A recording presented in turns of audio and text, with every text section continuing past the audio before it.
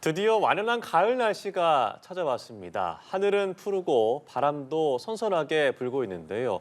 이 단풍은 언제드나 기다리는 분들 많으실 겁니다. 그런데 너무 늦게 물러간 폭염 때문인지 단풍의 절정을 보려면 조금 더 기다려야 할 것 같습니다. 국립수목원에 나가 있는 뉴스캐스터 연결해 자세히 알아보겠습니다. 함현지 캐스터. 네, 저도 이렇게 아침부터 나무 냄새를 맡으니까 기분이 너무 좋은데요. 오늘은 이명석 국립수목원장 만나 이야기 나눠보도록 하겠습니다. 안녕하십니까? 네, 반갑습니다. 네, 길어진 폭염 때문에 가을맞이도 늦어졌습니다. 그만큼 우리나라 주요 산림의 단풍도 조금 늦어질까요? 네, 맞습니다.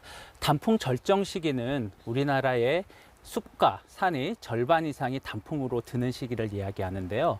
올해는 10월 말에서 11월 초를 단풍 절정 시기로 보고 있습니다. 우리 주변에서 볼 수 있는 단풍나무나 은행나무의 경우에는 예년보다 조금씩 늦어지는 현상을 볼 수가 있고요.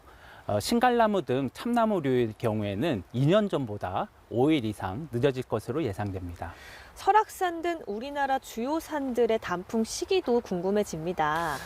산림청은 전국의 국공립수목원과 함께 2020년부터 단풍 예측 지도를 발표하고 있습니다. 말씀하신 것 같이 설악산의 경우에는 금년 9월부터 단풍이 들기 시작해서 10월 중순이면 단풍이 절정에 이를 것입니다. 온도에 따라서 지역에 따라서 단풍 절정 시기가 조금 달라질 것으로 보이는데요. 중부지방의 내장산이나 계룡산의 경우에는 10월 말 단풍이 절정에 이를 것이고요.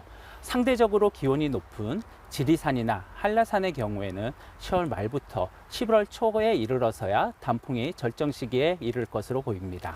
울긋불긋 단풍으로 물든 산들 벌써부터 기대가 되는데요. 네, 저도 단풍나무를 보는 것을 참 좋아하는데요.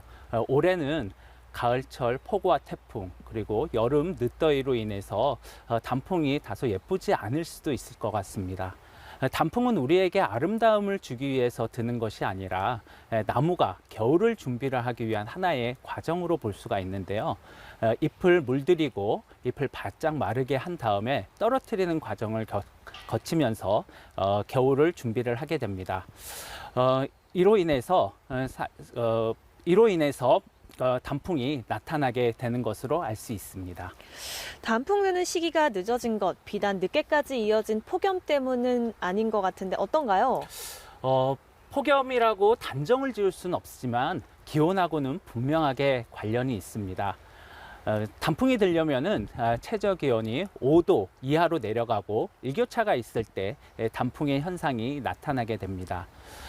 보통 엽록소라고 얘기하는 색소가 파괴가 되면서 우리가 알고 있는 빨간색 또는 노란색의 색소가 증가를 하면서 단풍이 나타나는데요. 올해 6월부터 8월까지의 기온이 지난 15년보다 1.3도나 높아졌습니다. 그만큼 여름이 계속되면서 가을에 단풍이 드는 것이 점차 늦어지고 있는 것이죠. 올해의 단풍을 보려면 산을 찾아오는 사람들의 주의도 필요할 것 같습니다.